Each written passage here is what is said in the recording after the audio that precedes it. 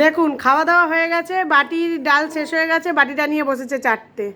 আর ওর বাবা এতক্ষণ বসেছিল, ওর বাবা বলছে আমার মায়ের মতন একেবারে পুরো পুরো আমার শাশুড়ি মা নাকি এরকমভাবে। হ্যাঁ সত্যি তাই, আমার শাশুড়ি মা কে কোনো তরকারি শেষ হলে ব্যাস আমি চাটতে বসে যেত বাটি।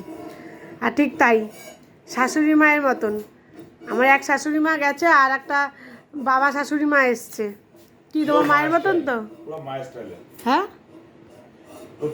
কার মতন হচ্ছে এই জিনিসটা বলো? ও ঠাকুর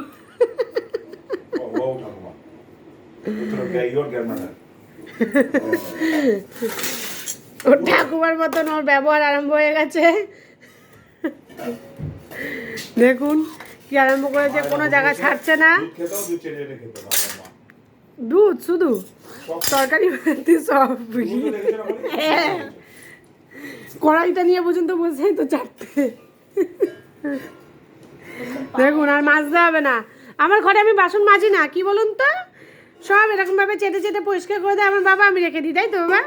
মাজতে হয় না বল আমার বাসন? মাজতে হবে কেন?